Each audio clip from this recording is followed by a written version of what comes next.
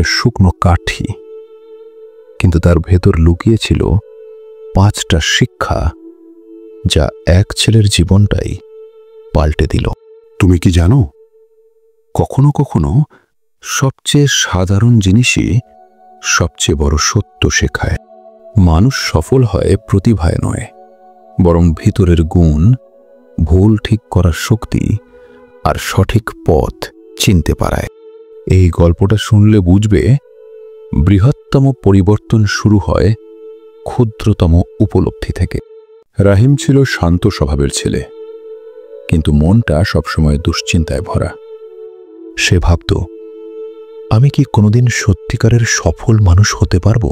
দিন যত যেত, তার চিন্তা আর একাকিত্ব আরও বাড়ত। এটা দেখে দাদু তাকে নিয়ে একদিন বাড়ির পেছনের বাগানে বসালেন। দাদু জিজ্ঞেস করলেন, রাহিম, মনটা এত ভারী কেন? রাহিম বলল, আমি জানি না কোন পথে হাঁটলে আমি সত্যিকারের বড় কিছু হতে পারব। দাদু হেসে বললেন, চলো, তোমাকে আজ কিছু দেখাই। তিনি মাটির পাশ থেকে একটি শুকনো কাঠি তুলে রাহিমের হাতে দিলেন। রাহিম বিস্মিত, একটা কাঠি? এটা কি শেখাতে পারে?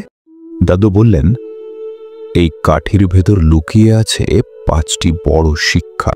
এই কাঠি নিজে চলতে পারে না, তাকে পথ দেখাতে হয়। মানুষও ঠিক তেমন।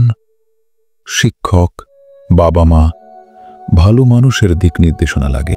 দাদু কাঠিটা দুভাগ করতে গিয়ে বললেন, ভাঙা কষ্ট দেয়, কিন্তু আরো মজবুত কাঠ বের হয় ভেতর থেকে। জীবনের কষ্টগুলো তোমাকে ভাঙে না, বরং শক্ত করে। দাদু কাঠি দিয়ে মাটিতে ভুল আকৃতি এঁকে সেটি মুছে দিলেন। তিনি বললেন, ভুল হলে ভয় পেও না, ভুল ঠিক করা মানুষকেই বড় করে। দাদু কাঠির খোসা ছাড়িয়ে মূল অংশ দেখালেন। মানুষের আসল শক্তি তার ভিতরের গুণ, সততা, চেষ্টা, মন। দাদু কাঠি দিয়ে মাটিতে একটি সুন্দর নকশা আঁকলেন। পৃথিবীতে এমনভাবে বাঁচবে যেন তোমাকে ভালো কাজের জন্য মনে রাখা হয়। রাহিম চুপচাপ দাদুর কথা শুনছিল। তার চোখে ধীরে ধীরে নতুন আলো জ্বলে উঠল। সে বুঝল, সফলতা মানে বড় কিছু করা নয়, সঠিক পথে হাঁটা, নিজের ভুলকে মেনে নেওয়া, ভেতরের শক্তিকে জাগানো আর মানুষের জন্য কিছু করা।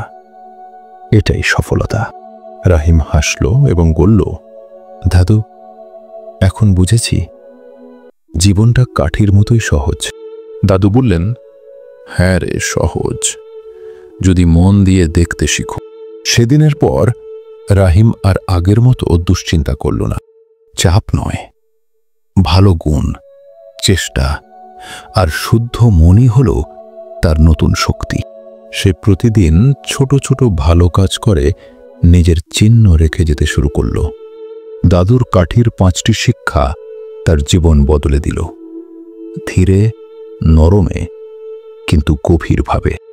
এই গল্প থেকে আপনি কি শিখলেন কমেন্টে জানাতে ভুলবেন না। ভিডিওটি ভালো লাগলে একটা লাইক দিন, আর নতুন নতুন অনুপ্রেরণামূলক গল্প পেতে চ্যানেলটি সাবস্ক্রাইব করে পাশে থাকুন।